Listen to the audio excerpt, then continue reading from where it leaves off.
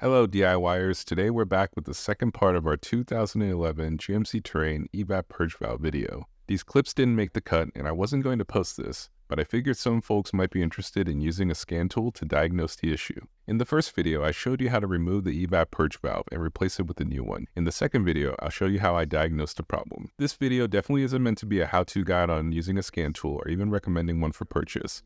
It's more catered towards someone who already owns a mid-range or better scan tool and wants to try to confirm that their EVAP purge valve is bad before replacing parts, just because some guy on the internet showed you how. Let's keep this video short and dive right in on how I diagnosed this P0496 issue, which is the EVAP system detecting flow when it's not supposed to be purging. Let's head into the engine control module section and look at the actuation test. Most scan tools have an EVAP section with a purge seal test. Here's where it's located on my X-Tool D8, but the handful of different scan tools I've used had the actuation test roughly in the same place. The first test we're doing is just seeing if I can open and close the purge valve with the engine off. The valve is normally closed, so I'm toggling the duty cycle to be 100% to fully open it. So far, so good. The next test is just seeing if we can set it to something like 30% duty cycle, which is what I'm doing here. And now I'll switch to the live mic so you can hear what I'm hearing in the video. Come over here.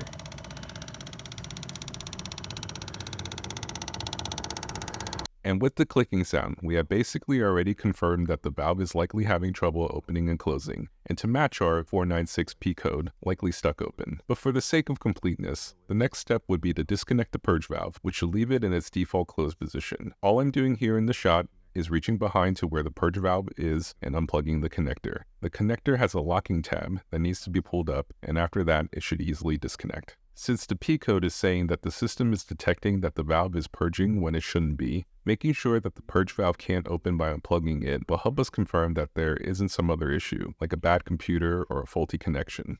Back inside, we'll start the car. The quick crash course on EVAP is that cars build up gas fumes, and every now and then, the fumes get sucked into the engine when the aptly named purge valve opens. Now I'll toggle the scan tool to tell the EVAP system to not vent, which should seal off the system. What you should see is nothing happening. Both the purge valve and the vent solenoid are closed. But what we actually see is a vacuum building, which is our second confirmation that the purge valve is stuck open, since the only part of the car that creates a vacuum is the intake side of the engine, and that's what the purge valve is connected to. With that, we can confidently swap in the new purge valve and use the scan tool to verify the repair. If you want to see the full how-to guide on replacing the EVAP purge valve, that's located in the description below or up here in this top corner. We'll fast cut through that so we can get to the rest of the scan tool stuff. Now in the car again, we're going back to our purge seal actuation tests. We'll start the car, we'll run the same test that we did at the beginning. All we are checking is that the new purge valve is normally closed. Then we can set it to something like 10% duty cycle. You'll see that the vent closes and the purge valve is properly opening the system to the intake and creating a vacuum. And that's it.